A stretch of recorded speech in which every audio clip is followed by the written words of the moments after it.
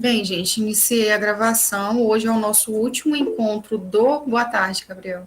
Hoje é boa tarde a todos, né? Isso, perfeito, Annalise. Quem já está na sala, já que está uma chuva forte aí, né? Então pode ser que caia, coloca aí, por favor, o nome no chat a partir de agora, né? Que iniciou a gravação, aí salva para mim. Coloca o nome completo, que daí vai ficar salvo lá no chat, e aí eu posso bonificá-los com aquele pontinho extra, tá? Tanto no primeiro quanto no segundo bimestre, para quem participou pelo menos 2 encontros, tá? Ah, e hoje, como eu havia iniciado, né, comentando, é o nosso último encontro do primeiro semestre, que eu propus, né, 3 encontros, talvez no segundo semestre a gente só faça 2, né, não 3, porque o meu roteiro ele vai seguir a mesma lógica, então vocês já vão estar adaptados com ele, não precisa aquele roteiro inicial, tá? Aquele momento inicial, então talvez só sejam aí 2 encontros no próximo semestre. Mas do primeiro e do segundo bimestre, esse é o nosso último encontro e hoje a gente vai abordar um pouquinho sobre os conteúdos do segundo bimestre. Aí eu elegi alguns conteúdos, porque tem conteúdos que eles estão, todos os conteúdos estão interligados de certa maneira, né? Mas alguns desses conteúdos que eu acabei por não trazer aqui e abordar é justamente pela questão do tempo, que eu não gosto que ultrapasse de 1 hora, e também que esses movimentos, né, de formação e independência dos Estados Unidos e independência da América Latina, digamos assim, um conteúdo vai puxando o outro também. Então, se você lê o texto lá que eu coloquei no roteiro, você vai entender, né, que o processo de independência dos Estados Unidos, que o processo de independência da América Latina, eles foram pautados em ideais iluministas também e de acontecimentos que ocorreram ali lá na Europa, tá? Então, relacionada à questão do iluminismo, queda do antigo regime, então algumas coisas eu preferi por não abordar tão especificamente, tá? Antes de eu reproduzir o meu slide, eu sempre deixo aberto para que os alunos se posicionem, se está tendo alguma dúvida relacionada a algum conteúdo específico, ou se está tendo alguma dúvida de como fazer certas atividades, né? Eu não estou entendendo direito como que a professora quer essa atividade, então esse pode ser o momento, como também depois daqui o meu celular também está disponível, vocês podem mandar mensagem para mim que eu respondo, tá? E aí, enquanto eu reproduzo aqui meu slide, já deixo aberto, se alguém quiser falar, pode assumir a fala aí, tá? O microfone, pode ficar à vontade. Eu espero que estejam fazendo já, né? Pelo menos lendo o roteiro, nossa disciplina ela encerra dia 8, tá tudo ok, né, Annalise? Tranquilo, então. A nossa disciplina, ela encerra dia 8, né? A gente está hoje no dia 29, tem um tempinho, eu acredito que talvez alguns já fizeram, já iniciaram algumas coisas, né? Beleza, Gabriel. Mas não deixe para a última hora, tá? A leitura, começar a fazer. Erismar Aquino acabou de entrar. Quem está entrando aí já coloca o nome no chat, tá, gente? Porque senão depois eu não tenho como saber quem estava na aula. Então, não deixe para a última hora para fazer as nossas atividades. São atividades tranquilas. Se você ler o texto, se você assistir os vídeos, eu tenho certeza que vai dar tudo certo aí. Vão me mandar atividades maravilhosas. E hoje vamos falar um pouquinho sobre o nosso conteúdo aí do segundo bimestre, né? Aquele geralzão ali sobre o conteúdo. Então, no nosso roteiro de aprendizagem, o conteúdo, né, do segundo bimestre que eu trago ele descrito bem no início, né, depois do cronograma eu falo qual é o cardápio. Ele é, né, antigo regime iluminismo, Inglaterra e Revolução Industrial, Estados Unidos, formação e independência, Revolução Francesa e Era Napoleônica, né, e independência da América Latina.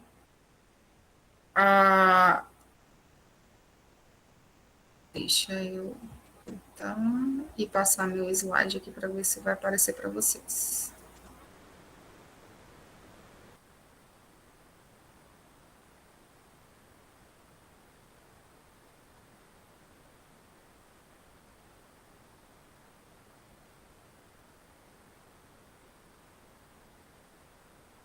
Desses conteúdos, gente, o meu slide está aparecendo na tela de vocês?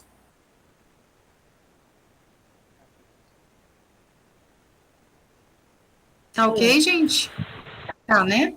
Então, desses conteúdos, eu trouxe aqui para a gente fazer uma breve explanação sobre 3 deles, que é o antigo regime iluminismo, né, a Inglaterra e Revolução Industrial e a Revolução Francesa, que a gente vai trabalhar aqui mais especificamente, né, trazer algumas características do que foi, quando ocorreu, quais as consequências tanto no local que aconteceu, quanto mundialmente, né? Então, a gente vai falar um pouquinho sobre as características desses 3 conteúdos previstos aí para o segundo bimestre. No entanto, todos os textos que estão no roteiro relacionados a todos os conteúdos são importantes e requer leitura por parte de vocês, tá certo? Então, eu peguei basicamente essas 3, porque são pontos específicos que eu solicitei atividades escritas, tá certo? Então, iniciando aí a nossa discussão de hoje, né, vamos falar um pouquinho sobre o iluminismo, o que foi aí esse movimento, né, que foi um movimento que nasceu dentro de uma burguesia e que surge como uma forma de contestação do regime absolutista, né? Então, o texto que eu disponibilizei, ele está bem tranquilo, falando sobre o que era o absolutismo e o que o iluminismo buscou combater, que foi justamente essa ideia do absolutismo, do poder concentrado nas mãos de um soberano, tá? Então, aqui, só para vocês relembrarem aí o que foi esse absolutismo, vocês sabem que após o final da Idade Média, a gente teve a formação dos estados nacionais, então o fortalecimento dos reis. Então, aquelas classes sociais, a nobreza, o clero, se aproximou, né, desse rei, que lá na época medieval, ele era enfraquecido, que quem imperava mais eram os senhores feudais, né? E então essas classes se aproximaram aí desse rei e todo o poder estava na mão do rei. Essas outras classes, elas ficavam ali ao redor, né, usufruindo das vantagens e também fortalecendo o poder ali absoluto do rei, como uma forma de manutenção do status quo, né? E a partir dessa formação desses estados nacionais, a gente tem o absolutismo, ele se estruturando na maior parte dos países ali das nações europeias, tá? Tanto é que foram justamente esses estados nacionais que empregaram aquela política lá do mercantilismo, que é uma das características, né, desses governos absolutistas que a gente já chegou a tratar aqui no encontro passado, né? Então, políticas, características principais do antigo regime, poder absoluto na mão do rei, uma política econômica com princípios mercantilistas, ou seja, quanto mais metais preciosos, mais rico um estado é, né? Então, a exploração, as grandes navegações, elas foram conduzidas por estados que tinham ali na sua política, no seu centro, os reis como absolutos, né? Ou seja, dominando esse cenário. Giovana entrando. Toda vez que eu volto, aí eu tenho que sair do slide. Se por acaso eu estiver falando o slide tiver saído, vocês me avisam, tá bom? Então, o absolutismo era isso, o poder concentrado na mão de um soberano, uma sociedade que era muito sem mobilidade social nenhuma, né? Era ali em hierarquia. Então, o absolutismo, né, o antigo regime, ele é muito associado à França devido à Revolução Francesa, mas na maioria dos países da Europa imperava essa forma de governo centralizado nas mãos de uma única pessoa, né, de um rei, que ainda tinha aquela questão da questão divina, né, do apoio da Igreja Católica por ser um direito divino, né, algo que estava concentrado ali, porque ele possuía esses direitos divinos também, né? Então existia muito esse apoio ali do clero católico, da Igreja Católica, apoiando essa forma de governo, tá certo? No entanto, com a questão das grandes navegações, né, do renascimento das cidades, do surgimento da burguesia já no final da Idade Média, né, com os burgos, as cidades que comercializavam, o renascimento lá comercial que nós tivemos no final da Idade Média, a gente tem uma nova classe surgindo, que é a burguesia. Essa burguesia, ela não fazia parte nem da nobreza e nem do clero, né? Era uma classe social que tinha digamos que poder econômico, tinha dinheiro, no entanto, ela não tinha nenhum prestígio político, ela não participava ativamente, né, não participava da vida política nem das decisões ali de um Estado nacional. E essa burguesia, cada vez mais, né, ela vai ganhando, vai crescendo, vai acumulando riquezas, ela vai ganhando, digamos que um certo prestígio social, né, tem dinheiro e tal, quer comprar propriedades, mas também não podia, porque as propriedades, né, tinha que ser da nobreza, então eles só podiam ficar restritos ali à questão do comercial, e tinha muito dinheiro, então era algo que estava ali em ascensão. No entanto, a participação política era nula, porque eles estavam, né, fora ali dos grupos que eram considerados grupos, né, que participavam da vida política, tá? Então, o iluminismo, gente, ele é um movimento, né, que é característico, digamos assim, as origens dele, né, até já no século XVI, mas esse movimento, né, ele é mais visível no século XVII, mas ele se difunde mesmo no século XVIII na Europa, tá? E aqui eu trouxe algumas características do que de fato foi o iluminismo. Primeiro, vocês têm que entender, né, que todo esse apanhado que eu fiz é para dizer que o iluminismo ele é um movimento que nasce dentro da burguesia. Então, muitos filósofos iluministas eles tinham origens burguesas, né? Então, muitos deles defendem as características desse movimento, né, que é os princípios que eles defendiam pautadas numa ideologia burguesa que até então era excluída da participação política, não tinha direitos jurídicos iguais à nobreza e ao clero, tá certo? Então, vamos ler aqui as principais características do iluminismo. Né? Os iluministas tinham essa outra característica do racionalismo, tá? Então, os iluministas associavam a razão, o saber e o conhecimento à luz. Então, o próprio nome, né, iluministas, eles mesmos, né, se chamavam dessa forma, porque, de acordo com eles, tudo que veio antes do iluminismo surgir, dessas ideias esclarecedoras, né, que eles começaram a chamar, foi um período de trevas, tanto é que o próprio nome, né, a Idade Média, a Idade das Trevas, foi algo cunhado aí pelos iluministas, que vieram ali após o término da Idade Média, né? E que se identificaram, né, se posicionaram muito mais firme nesse século XVII e nesse século XVIII. Então, de acordo com eles, tudo que era antes desse movimento iluminista, né, aquela ideia de que tudo que estava escrito na Bíblia, né, lá na Idade Média, não podia ser contestado, todas as verdades tinham que ser buscadas ali na Bíblia, somente a Bíblia podia dizer a verdade, os iluministas, eles começaram a bater de frente. Então, eles eram adeptos de que a razão, né, o racionalismo é o único capaz de trazer a verdade, o esclarecimento, o conhecimento, né? Então, eles ligam esse movimento à luz, né? Ou seja, o que antes era treva, que a igreja, né, trazia as verdades absolutas, agora não. Agora existe um momento de luz, onde as coisas de fato elas podem ser buscadas através do conhecimento, tá bom? Uma outra questão é que esse foi um movimento social, né, intelectual, filosófico, com origens aí no século XVII e XVIII, como o que eu falei, né, e a difusão dele é bem maior aí no século XVIII. Tá? A razão tida como a base para explicar a realidade, somente a razão poderia instaurar uma nova ordem, né, caracterizada pela liberdade, pela felicidade. Então, aquela questão que eu falei para vocês, de condenar as práticas anteriores, onde as respostas eram buscadas na religião, nas crenças que existia, tá? E muitos desses filósofos, né, iluministas, eles combatiam os dogmas religiosos, né? Então, eles queriam, nas suas ideias iluministas, um Estado laico que tivesse desvinculado dessa questão religiosa, e os absolutistas, né, os estados absolutistas, eles eram de mãos dadas aí com a religião. Então, até se confundia, né, a questão do Estado com a religião em muitas vezes, tá?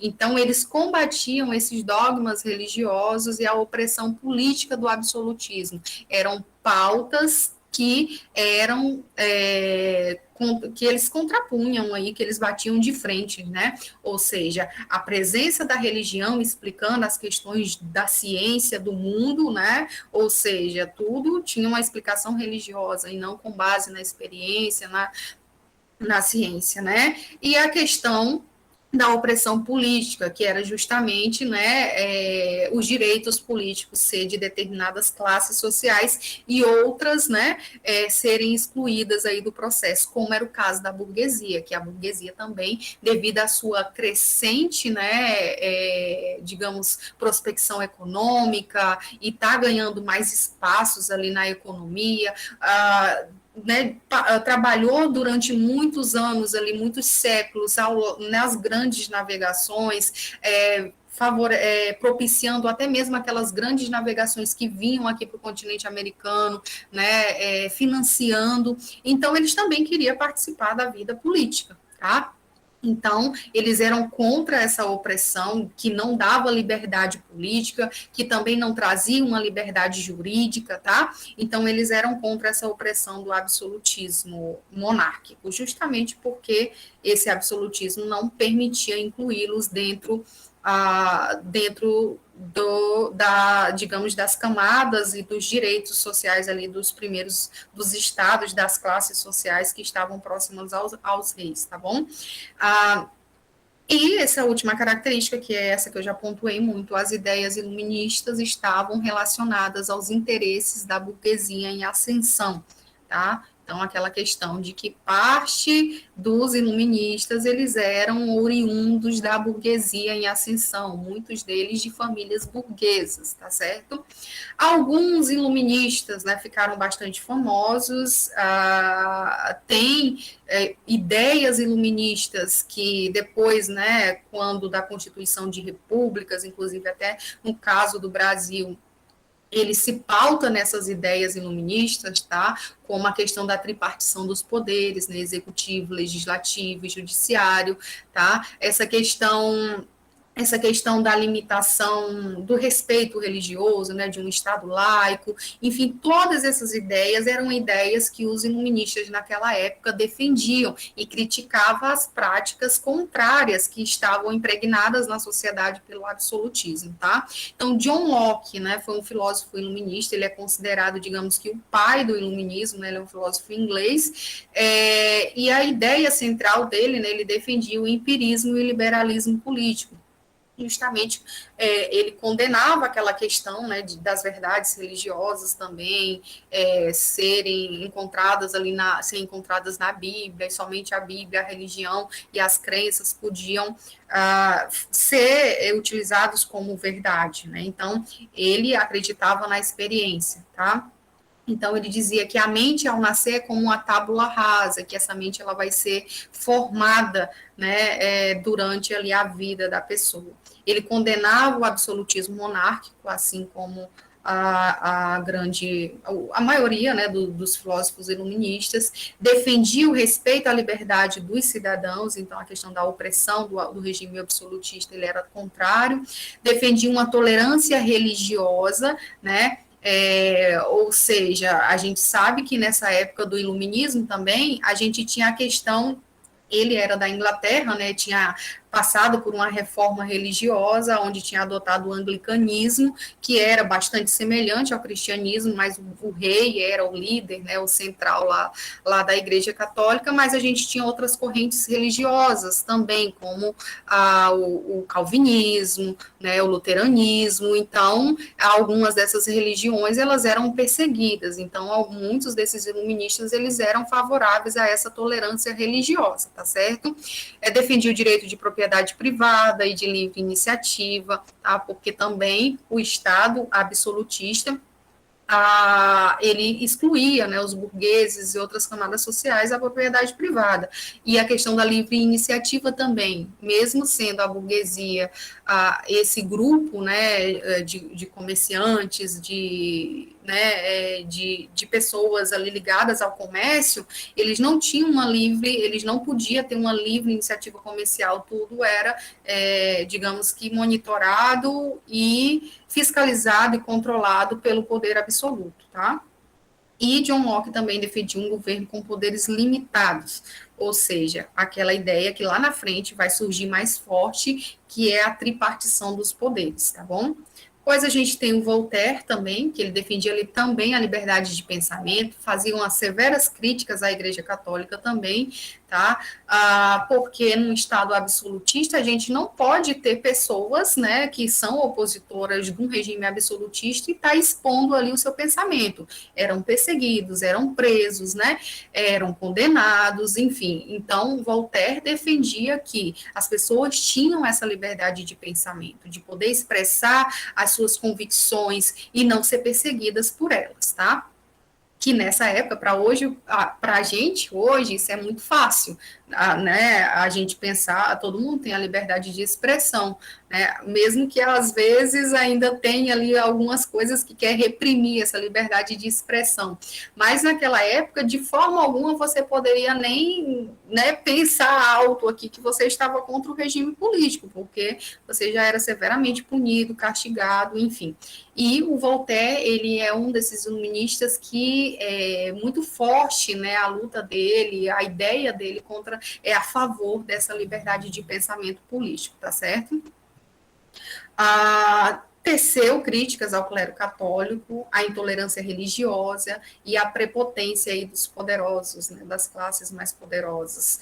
Não era um teórico democrata, tinha reservas quanto à participação do povo no poder político, tá? Então não era aquela a ideia que ele defendia que todo o povo podia estar participando do governo, então tinha que também ter uma seleção de qual povo, né? Ou seja, as camadas mais altas da burguesia talvez seriam aquelas que poderiam ter um poder político, mas não todo tipo de povo, tá? Então ele tinha ali suas ressalvas quanto a essa participação popular, tá? E também foi Voltaire que defendeu, né, que o soberano tinha que ser um soberano esclarecido. Então, naquelas monarquias, tá, poderia até ter na ideia dele aquelas monarquias que tinha a figura do rei e tal, mas que o poder não tivesse totalmente centrado, né, que o poder fosse limitado, havendo ali outros poderes também que as decisões do rei pudesse passar, em alguns casos, talvez até serem barradas. Então, não era o rei ter o poder absoluto, o que ele quisesse fazer, ele fizesse. Não, os poderes desse rei, ele podia ali ser limitado. E nessas monarquias que ele defendia, até, né, de poderes limitados, esses reis, eles tinham que ser esclarecidos, e foi a partir disso que, durante muito tempo, a gente tem a figura dos déspotas esclarecidos, né, dos reis esclarecidos, mesmo tendo um regime absolutista, mas eles tentavam trazer algumas ideias do que os iluministas defendiam para trazer algum benefício e até mesmo com uma forma de controle social, como instituir menos impostos para a população, tá? Além de menos impostos, trazer uma certa educação para as camadas mais baixas também, tá? Tentar desvincular um pouco da questão religiosa. Então, alguns governos tentaram aí trazer algumas ideias, alguns governos monarquistas, né, absolutistas, tentaram incorporar algumas ideias iluministas, até mesmo como uma forma de conter a população, tá? Outro filósofo iluminista é Montesquieu, que ele é bem conhecido, inclusive ele deixou um grande legado, até mesmo para a questão da repartição aí das repúblicas, né, que foram fundadas, muitas delas na questão da tripartição dos poderes, né, que é a divisão do Estado em poderes, que um poder funcionaria como um freio para o outro poder, que era o que ele dizia na época, né? Ele negou a existência de uma forma perfeita de governo. Hoje é bem visível isso para a gente, né? Qualquer tipo de governo sempre tem ali os seus problemas, as suas dificuldades, as suas críticas também, não consegue abarcar um contexto geral, mas a gente sabe que a democracia ainda é o governo, né, o tipo, a forma de governo que ainda pode ser considerada como a que se alcança, né, a maior perfeição, tá? Nas ideias dele, os homens, naturalmente, eles tendem, né, a abusar de qualquer poder que lhes sejam confiado, então também é algo bem plausível para a gente hoje em dia, né? Muita gente, às vezes, quando assume ali o poder, tem ideias que às vezes nunca teve, começa a fazer coisas que às vezes a gente nem imagina que faria, né? E a ideia central dele é divisão do Estado em três poderes: legislativo, executivo e judiciário, como é o poder hoje no Brasil, né? Ou seja, a gente tem um executivo, que é o presidente da República, né? Dentro do Estado também a gente tem um poder executivo, tem o legislativo e tem o judiciário, né? O legislativo, os deputados, né? E o judiciário aí a questão das leis, né? Os juízes aí. Tá certo? Então ele defendeu que o Estado ele deveria ter esses três poderes para que um poder não quisesse se sobressair sobre o outro. Então um regularia o outro para nunca deixar, né, que esses poderes aí se tornassem arbitrários, tá? Então por isso que é importante ter um poder enquanto fiscalizador do outro. Hora e outra, né? A gente hoje tem no Brasil aí esses poderes se bicando, né? Porque um fala que o outro não deixa ele fazer certas coisas, um acusa disso e daquilo, mas a gente sabe que a existência desses três poderes é o que impede um regime, né, digamos assim, um regime autoritário que passe por cima da democracia, né, ou então que faça alguma outra outro tipo de afronta aos direitos já adquiridos. Então, mesmo que tenha problemas, isso é natural de um processo democrático, tá? Um outro também iluminista dessa época é o Adam Smith, que ele é conhecido pela teoria do liberalismo econômico, que é justamente, né, os iluministas eles combatiam a questão do absolutismo, porque o absolutismo ele interferia na economia, a questão do mercantilismo, né, era o rei quem falava o que fazer, e o Adam Smith ele diz que a sociedade deveria ser guiada por esse processo de liberdade econômica. Então, o rei, ou que eles também defendiam, né, as monarquias que não fossem absolutistas, eles deveriam, né, não ter essa interferência direta na economia. Então, a iniciativa deveria se ter iniciativa privada, né, dos burgueses. Então, esse mercado mais aberto e não só controlado ali pelo o absolutismo, pelos reis, tá? Critica a política mercantilista, que foi aquela política, né, aonde o objetivo era enriquecer os cofres desses estados nacionais, adotada no, digamos que na época das grandes navegações, que a gente já chegou aqui a comentar na nossa aula passada, tá certo? Então, falando um pouquinho do que foi o Antigo Regime, do que foi o Iluminismo, deixa eu só ver aqui se eu não pulei. Não. Aí agora, de fato, vamos falar um pouquinho sobre a Revolução, a Inglaterra e a Revolução Industrial. Aí eu até sugiro para que vocês, que eu não vou ficar aqui trazendo, né, teve Revolução disso, Revolução daquilo, essas datas eu acabo que é bom o aluno conhecer, no entanto, eu acho que o aluno não é uma máquina para estar decorando datas, né, e evento disso, evento daquilo. Você tem que ter uma visão geral do que aconteceu para daí saber aplicar numa questão, ou um texto, enfim, né? Ninguém é máquina para estar decorando datas, 1001 guerras que existiu, então eu não sou mais essa professora assim adepta desse tipo de metodologia.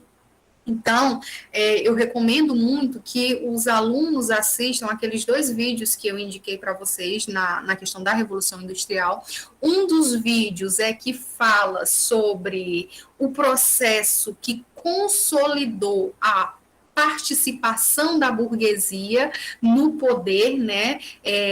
Porque lá na Inglaterra foi implantada uma monarquia parlamentarista, então foi assim, digamos, uma novidade no poder político, porque até então os regimes eram absolutistas, então a Inglaterra foi o primeiro país, né, o primeiro estado a se tornar uma monarquia parlamentarista, e a burguesia, que era justamente esse grupo que estava em ascensão e queria participação política, teve participação na Inglaterra. Então, a Revolução Industrial Inglesa, um dos motivos da Revolução ter sido pioneira na Inglaterra é justamente porque a burguesia conseguiu chegar ao poder na Inglaterra. De uma certa forma, a gente tinha uma monarquia na Inglaterra, né?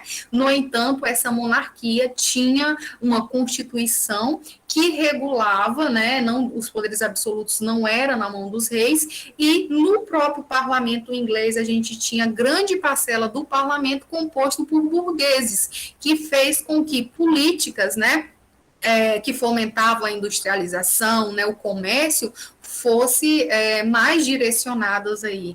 E com isso a Inglaterra ela se torna aí a pioneira da Revolução Industrial. É claro que a gente não pode deixar de mencionar também que a Inglaterra, lá, né, nas origens lá dos estados nacionais e tudo mais, das grandes navegações, ela também enriqueceu demais, né? Ela acumulou muitas riquezas.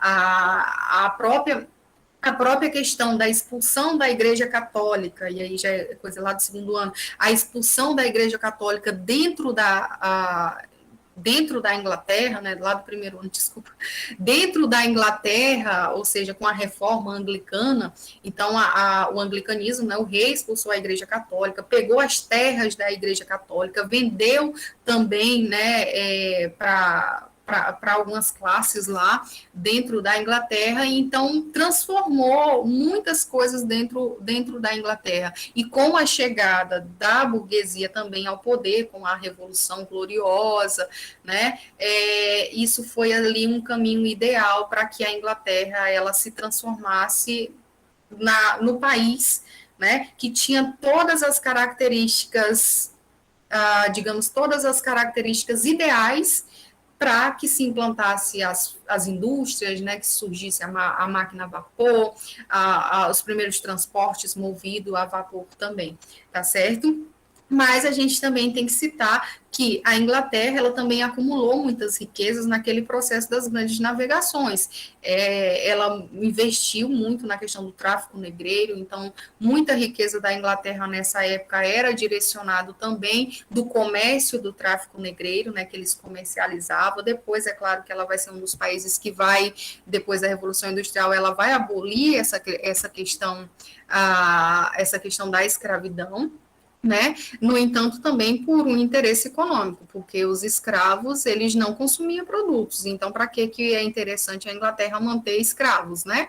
Então, tem que ter mão de obra assalariada, tá? Então, a Inglaterra ela conseguiu, né, expulsar a Igreja Católica na Reforma Anglicana, conseguiu as terras da Igreja Católica, os direitos que a Igreja Católica tinha em relacionado ao dízimo, tudo ficou controlado pelo rei inicialmente, então isso também gerou mais dinheiro. A questão do comércio, né, nesse período aí das grandes navegações, ela conseguiu intermediar e fazer grandes comércios com essas colônias, né, inclusive ela teve colônia, né, os Estados Unidos foi uma colônia inglesa, então parte do comércio ela conseguiu controlar aqui da América, então conseguiu muito dinheiro com isso também. Então ela era uma nação rica a essa época e uma nação diferenciada, porque a burguesia já tinha alcançado o parlamento, ela não era mais uma nação absolutista, como era o caso de outros países da Europa, já tinha sido incorporada ali, era uma monarquia parlamentarista, né, onde a burguesia tinha alcançado o poder e também participava ativamente ali das políticas, né, dos projetos políticos a serem implantados, tá? Então, basicamente, esses são alguns dos motivos do porquê que a Revolução Industrial foi pioneira lá na Inglaterra, né? Porque a Inglaterra foi a pioneira da Revolução Industrial. E aí, sintetizando, né, o que é a Revolução Industrial, o que foi, o que é a Revolução Industrial, que ainda acontece até hoje, né? Cada vez mais novas inovações tecnológicas, mudando o modo de produção, os processos produtivos, substituindo os trabalhadores, né? Cada vez mais os trabalhadores eles vão se tornando algo secundário do processo produtivo e as máquinas vão assumindo, né, o processo produtivo. Então, é algo que traz inovações tecnológicas que melhoram aí, digamos que a produção, né, no entanto, também socialmente, ela traz inúmeras mazelas sociais, tá? Então, a Revolução Industrial, um conjunto de transformações ocorridas, né, eu estou lendo o slide, vocês podem acompanhar, relacionadas diretamente com a substituição da produção artesanal e manufatureira, realizada com ferramentas, pela produção em série, né, realizada por trabalhadores assalariados, com uso predominante de máquinas, tá? Aí eu trouxe para vocês uma imagem da época, né, que a Revolução Industrial estourou lá na Inglaterra, e daquela época não se havia a questão da preocupação com o meio ambiente, né, que a gente já tem hoje, muitos países não têm, muitas pessoas não têm, mas os movimentos exigem isso e faz com que sejam leis que sejam seguidas, né? Então, hoje a gente já tem essa visão ambiental um pouco maior, tá? Naquela época não se tinha isso. Então, como vocês podem ver, as fábricas poluíam o ambiente, não tinha, né, legislação que disciplinava aí sobre isso, tá certo? Então, é mais para vocês verem aí o cenário que essas fábricas surgiu de jogando dejetos no meio ambiente, poluição, enfim, e que não eram ali disciplinados. É o crescimento desordenado das cidades também trouxe aí nesse momento, tá? E aí, como o próprio texto aqui diz para vocês, foi um conjunto de transformações que ocorreu na Inglaterra como a pioneira, no entanto, depois, né, durante as fases da Revolução Industrial, essa revolução ela vai se espalhar para outros locais também, né?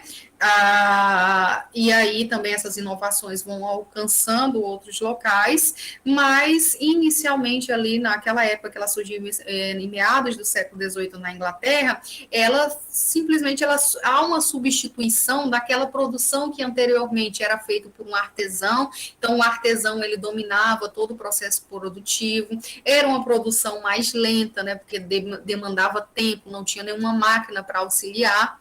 Tá? E ali, né, era uma produção também artesanal e muitas vezes manufatureira, né, tinha uma manufatura onde tinha vários artesãos e que realizavam determinadas atividades, né, cada um em algum momento ali era empregado ali numa função, com auxílio de algumas ferramentas, mas não máquinas, tá? Então, a partir desse momento, a gente tem a transformação, né, em 1760, mais ou menos em meados do século XVIII, a transformação, a substituição, né, dessa produção artesanal e manufatureira pelas produções ali, a partir do momento direcionadas pelas máquinas. Então, as máquinas substituem aquele artesão que antes era o único que sabia, né, fazer a questão do fio, tecer o fio e tal. Agora não, as máquinas a vapor, né, que é a questão do tecido, né, foram ali as principais inovações, as máquinas que surgiram foi muito mais inicialmente nessa questão do tecido, né. Então, as máquinas elas vão fazer o trabalho do artesão, então não precisa mais ter aquela pessoa que domina aquela questão de fiar aquele tecido para produzir aquela vestimenta. Não, as máquinas elas vão começar a fazer aquele processo que antes era dominado por um só artesão, então vai começar a fazer o trabalho de 30, 50 pessoas ao mesmo tempo, tá certo? Aqui eu trouxe mais ou menos uma divisão, né, de como que era antes e a partir do momento que se instaurou a Revolução Industrial, tá? Então, num primeiro momento, a produção era artesanal, que é o que a gente já comentou a falar, uma produção artesanal, né, o artesanato, que é feito manualmente, com o uso de ferramentas e em pequenas escalas. Quem produz, né, o sapato, a blusa, o terno, o chapéu, é um artesão que domina todo o processo produtivo e geralmente trabalhava em uma casa, né, ou em uma oficina. Num segundo momento, a gente vai ter a produção já sendo uma produção manufatureira, né, também feita à mão, em uma manufatura, que seriam ali as grandes oficinas, já comandada por um artesão que eram os donos de algumas ferramentas, né, e que controlava o processo produtivo. Então, a gente tem vários artesãos sob o controle do dono da manufatura, tá? E aí, já nessa produção manufatureira, né, nesse segundo momento, que já é um pouquinho mais evoluído do que a produção artesanal, a gente já tem uma certa divisão do trabalho. Então, digamos que já começa a produzir a sola do sapato, né, o cadarço, então a gente já tem o trabalhador, ele deixando um pouco de ser um processo tão artesanal, que ele domina todo, para se especializar em uma determinada peça. Tá? É claro que isso vai ficar muito mais forte a partir do momento do surgimento, né, da energia ao vapor, das máquinas a vapor, tá? Essa questão da divisão do trabalho, que é justamente nesse terceiro momento, que é considerado da eclosão da primeira fase da Revolução Industrial, né, lá em 1760, que é a produção mecanizada ou maquinofatura, né, de máquinas, é uma produção que é feita pelo uso de máquinas. Então, as máquinas, a partir desse momento, a partir de meados do século XVIII, substituíram aquelas ferramentas lá do artesão, né, ou das manufaturas que existiam anteriormente aí a essa eclosão das máquinas, tá?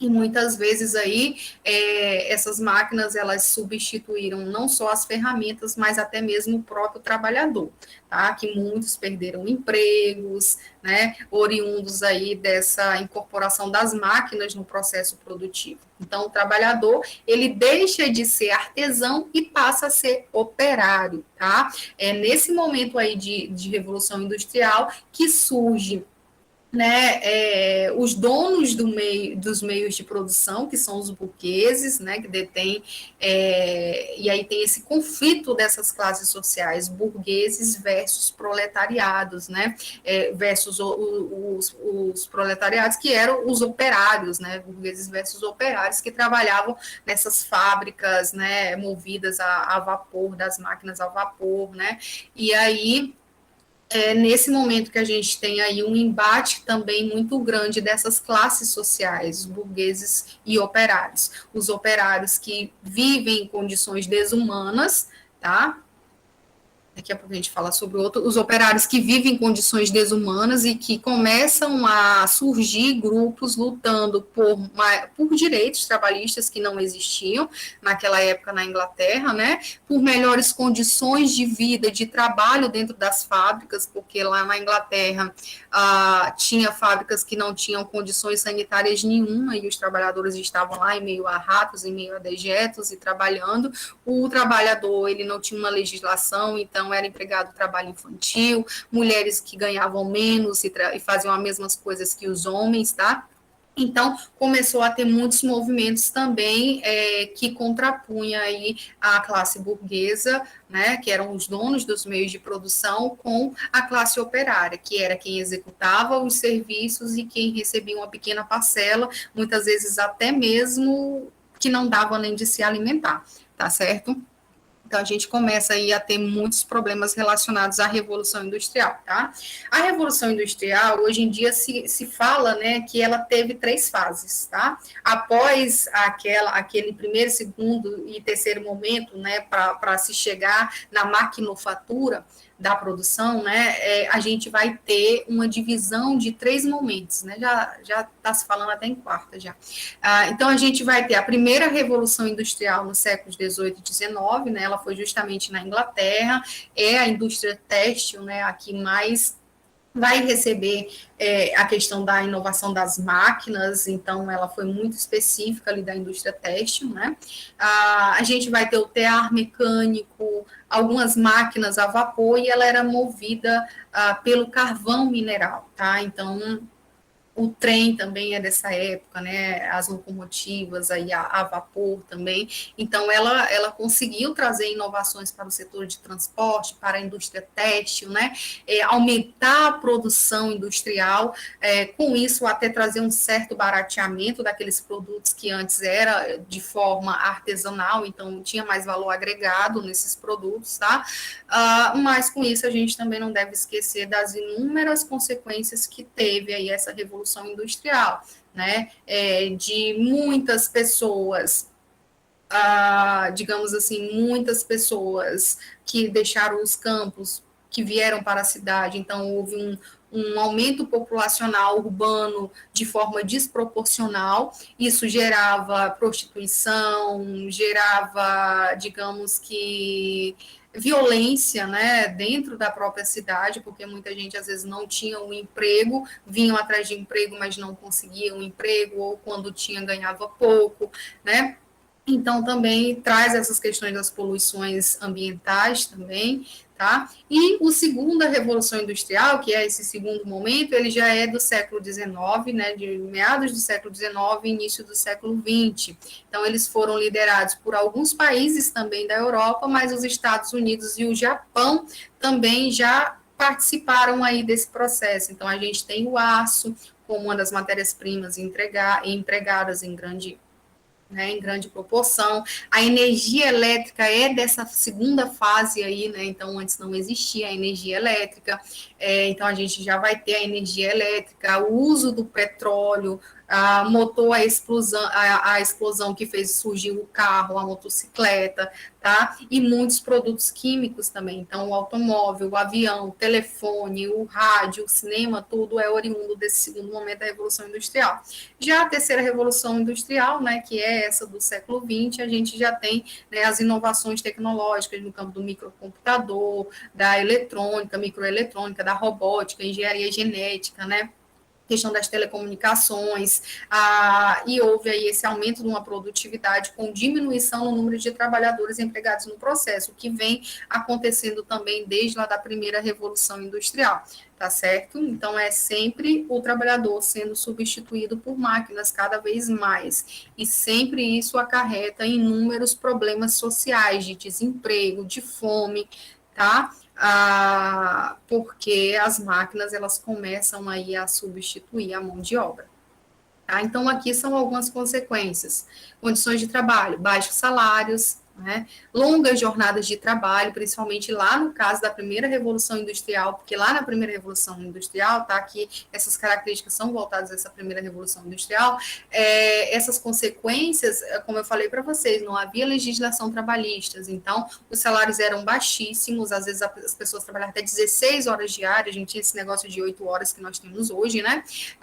Longas jornadas de trabalho com salário baixo, mão de obra feminina e infantil, né? As femininas ganhavam bem menos que os homens, as crianças trabalhavam e muitas vezes faziam trabalhos que eram considerados assim trabalhos difíceis e que levavam muitas crianças até morrer limpando chaminés de fábricas, né? Às vezes tentando ajeitar alguma peça de uma máquina porque tinha o bracinho menor, a mão menor, e aí muitas dessas máquinas dilaceravam os membros dessas crianças. Então, foi, né, condições de trabalhos bem complicadas nesse início aí dessa revolução industrial lá na Inglaterra, tá? As fábricas também não tinham nenhuma questão de, além de higiene, também faltava estrutura física, né? Então as fábricas não tinham ventilação nem higiene.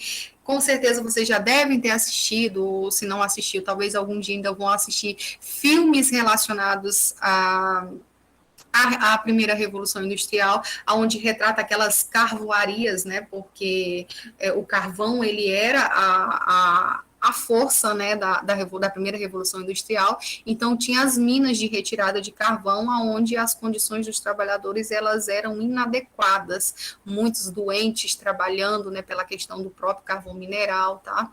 E a partir desse momento a gente começa a ter também as resistências operárias, né, operários que começaram a invadir fábricas, destruir máquinas, porque e há algumas organizações operárias também que passam aí a lutar por melhores condições de trabalho e de vida. Então, começa aí a questão dos sindicatos também, de surgir aí essa força dos sindicatos, que é aquelas, né, muitos movimentos partiram, né, os ludistas, né, liderados lá pelo Ned Ludd, que começaram a invadir algumas fábricas, quebrar as máquinas, porque a máquina era símbolo do desemprego também, de muitos, né, que às vezes as máquinas começaram a substituir aí muitos perderam os empregos, ou fazia com que eles trabalhassem essas longas jornadas de trabalho em nome de uma burguesia que queria cada vez mais produção para poder exportar e poder enriquecer. Então, eles viam na máquina, né, muitos desses movimentos tinham a máquina como um símbolo da opressão e das inúmeras longas jornadas de trabalhos que eles passavam ali, tá? Então, muitos desses movimentos partiram para o confronto, quebrando máquinas, invadindo, mas era uma manifestação simbólica, né? Porque eles, no fundo, eles queriam aí melhores condições de vida. E, além disso, também a gente tem o movimento dos cartistas, que eram aqueles operários que faziam cartas, né, que propunham mudanças, melhorias para o parlamento. Então, eles foram aí por vias legais, tentando conseguir algumas coisas aí que melhorassem ali sua vida, tá? A população em cidades nessa época, né, nós tivemos um grande desenvolvimento de medicamentos, né, com a Revolução Industrial, né, com as revoluções industriais, possibilitou aí as taxas de mortalidade, que até então era muito alta também. No século XVIII, a gente teve, né, um crescimento da população mundial e com essas questões dos novos medicamentos, né, da redução da mortalidade e também um crescimento das cidades. E esse crescimento, em muitas partes, ele era um crescimento desordenado. Eu não sei se é alguém querendo entrar ou alguém querendo falar. Tem alguém querendo falar, gente? Ou alguém que caiu, né? Pode ser também. Então, deixa eu voltar, gente. Só falta mais um assunto, tá? Eu já vou liberar vocês. Deixa eu voltar aqui para o meu slide. Voltou, né?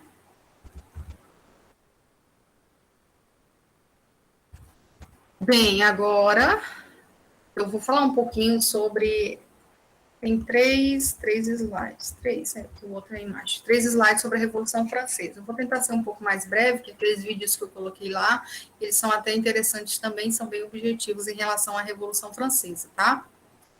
A França, como eu disse para vocês, quando a gente fala em absolutismo, a gente remete muito à França. Não que só na França existiu esse tipo de governo, em vários países da Europa também, né? Mas a França ela é característica porque foi lá que ocorreu um movimento que contestou e que fez com que esse absolutismo caísse, que foi a Revolução Francesa. Tá? Então, a Revolução Francesa, ela ocorreu de 1789 e durou aí 10 anos, né, até 1799. Depois, a gente vai ter o Napoleão Bonaparte, né, dando um golpe do 18 de Brumário, e aí instituindo um governo onde ele depois se tornou imperador, né? Mas a Revolução foi um período que durou aí 10 anos, que trouxe conquistas, né? Para o povo francês, para a burguesia francesa também, e que é muito representativa justamente por ter colocado fim ao absolutismo monárquico, que era algo que foi tão combatido aí pela burguesia, pelos ideais iluministas, tá? Então, antes do antigo regime cair na França, a gente tinha um Estado absolutista monárquico, onde a gente tem uma frase que acredito que talvez muitos de vocês já ouviram, que ela representa o que era esse absolutismo, ou seja, o absolutismo, ele está nessa frase, o rei francês, Luís XIV, ele disse, o Estado sou eu, então ele era o Estado, todo o poder estava centrado nas mãos dele. Então, essa frase representa muito o que era o absolutismo, tá? Alguém quer falar? Não? Tá bom. Então, assim, a França era uma sociedade estamental, dividida ali em camadas sociais, tá? Então, a gente tinha a questão dos estados. Claro que a gente tinha a figura do rei, né? A gente tinha um primeiro estado, que era o alto clero e o baixo clero, em torno de 120 mil pessoas, o segundo estado, que era a questão das nobrezas, né, em torno de 350 mil pessoas, e o terceiro estado, que era ali a burguesia e todo o resto da população, ou seja, mais ou menos 24 milhões de pessoas. Então, todo o contingente, né, a maior parte do contingente populacional estava dentro do terceiro estado, e esse terceiro estado, eles não tinham os privilégios do primeiro e do segundo estado. Ou seja, quais eram os privilégios? O primeiro e o segundo estado ele não pagava impostos, né? Então, quem pagava impostos também era somente o terceiro estado. O primeiro e o segundo estado, eles possuíam direitos jurídicos de ter propriedades, né? De participar também das assembleias sobre a questão política na França, o que o terceiro estado não usufruía. E sim, uma camada, uma forte taxa de impostos, né, cada vez mais era taxado aí em cima desse terceiro estado, tá? E a burguesia estava onde? Dentro do terceiro estado. E a burguesia queria o quê? De acordo com os princípios iluministas, ter participação política, tá? Então, esse movimento aí de Revolução Francesa, ele tem ali também a liderança da burguesia, com o povo também que passava por uma condição muito ruim, de até fome, né, na França e nas cidades também, de carestia de alimentos devido às crises financeiras, às crises econômicas da França. Então,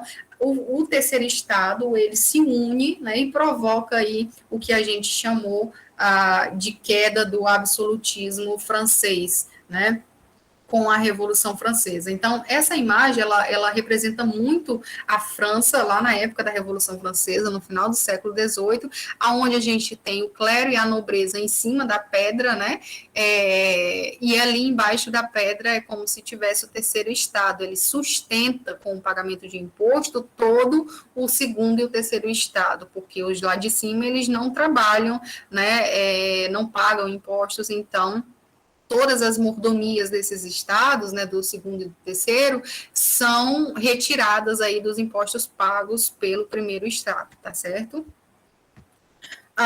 E aí algumas características aqui sobre a eclosão desse movimento, enfim. É a Revolução Francesa, né? Tanto é que o lema, né, da Revolução Francesa é liberdade e fraternidade, né? E aí esse lema da Revolução Francesa, ele é retirado de ideias iluministas, né? Ou seja, os iluministas, eles defendiam uma liberdade política, né, que era ali, né, que veio aí com essa ideia da Revolução Francesa, eles queriam participação política, né, e também essa questão da fraternidade, que era a união entre as camadas sociais, né, ou seja, contra aquela questão da divisão lá do primeiro e do segundo estado não pagar impostos, enfim. Tá? A França, nesse momento de eclosão da Revolução Francesa, ela passa por uma crise econômica, onde teve a Guerra dos 7 Anos entre França e Inglaterra, né? A França perde aí essa guerra, perde essa guerra aí para a Inglaterra lá em 1756, né, 1763, e com isso gera inúmeras consequências negativas para a economia francesa também, né? Depois a França ela vai auxiliar a independência dos Estados Unidos contra a Inglaterra já no final do século XVIII também, né? Ou seja, mais problemas ali econômicos também com o auxílio dessa guerra, e isso faz, né, tem crises também, alterações climáticas que faz com que o setor rural perca a produção, os alimentos sobem de preço. Então, aliados a essas questões também de perca, de guerras, enfim, a gente tem fatores que dentro lá da França fizeram com que produção, com que os alimentos atingissem altos índices inflacionários, tá? A gente tem uma sociedade francesa com resquícios do feudalismo também nessa época, tá? Então, aqueles nobres, né, os grandes proprietários de terra mantêm ali grandes propriedades com o uso dos camponeses ainda trabalhando naquela questão ali meio que de servidão ainda, tá? E com essas dificuldades que a França começa a passar, o primeiro e o segundo estado, em uma das assembleias que ocorreram lá, juntamente com o rei, eles tomam uma decisão de aumentar ainda mais a carga tributária do terceiro estado, né? É claro que essa carga tributária que já era pesadíssima, e não isenta, e continuam isentos ali, né, desse pagamento de impostos. Essa carga tributária que já era pesadíssima, ela não vai ser vista com bons olhos, tá? E isso vai fazer com que nós temos dentro da França a Assembleia dos Estados Gerais, sendo solicitada pelo rei. Então, era uma ideia de que os 3 estados, primeiro, segundo e terceiro, discutiriam ali e tentariam achar um caminho para a crise da França, né, para tentar reverter essa situação. É claro que nessa ideia do rei, o terceiro estado ele só tinha um direito de um voto, então qualquer coisa que fosse discutida ali, ele não saía com vantagens, né? Era só mais uma questão ali de tentar conter os ânimos ali da sociedade. E aí o terceiro estado ele acaba percebendo isso dentro dessa Assembleia dos Estados Gerais, né?